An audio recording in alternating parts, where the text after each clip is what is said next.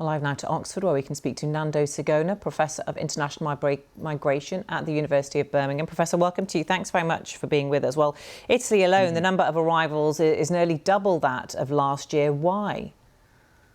We've seen, we have had COVID, we have had the food and energy crisis, we have had a series of events that have really sort of destabilized the economies of several countries. If you look at the profile of the people that are crossing the Mediterranean, compare it with the people that came like 10 years ago during the first so-called refugee crisis, you will see that there is many more countries that are involved. So there is clearly a sign of a broader global crisis going on that is producing these forms of mobility this time around. So are you saying that most of the migrants now heading towards Europe are economic migrants seeking a better life rather than fleeing war? No, I'm saying that there are causes that these are survival migrants, people that have been pushing out of the countries because of climate change. We have seen several instances of severe weather. We've seen sort of droughts, etc. So it's about how do you define refugees? It's clearly that we're seeing new forms of migration, of desperation, and people try it because there is not much left for them back home. So you can call it, these are people that are pushing the boundaries of who is a refugee at the moment, in a sense. Italy's Prime Minister, as we heard in that report there, is warning that Europe will be overwhelmed by these numbers if something isn't done. I mean, we've got governments across Europe struggling with this issue. Are there any solutions, any policies in place that are working?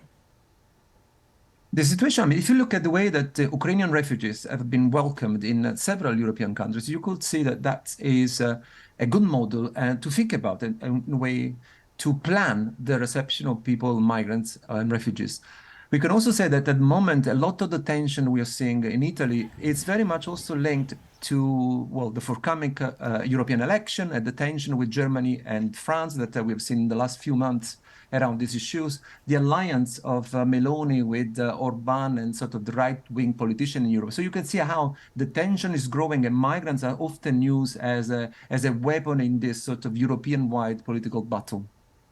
This year alone, it's estimated 2,500 people have died trying to reach the EU. It's a staggering number, isn't it?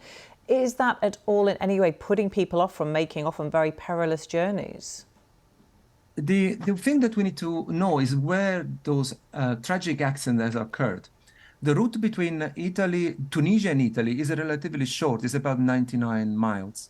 A lot of the people that died in the crossing died from a much longer route, which is like the one that goes from the eastern of Libya towards Italy. Just mention, for example, the Pylos shipwreck last June, where hundreds of people died in the space between Greece and Italy. So it's a relatively safer route, the one that from Tunisia to Italy. Partly, and this is where it becomes very interesting, is why we've seen this shift towards Tunisia in the last 12 months. One of the reasons is that because a lot of the resources of the European Union in the last year or so have gone towards Libya and to work with the Coastal Guard of Libya. So they've moved the route more west towards Tunisia, where basically they found the crossing relatively easier. OK, really interesting to get your thoughts. Professor Nando Sigona, thank you.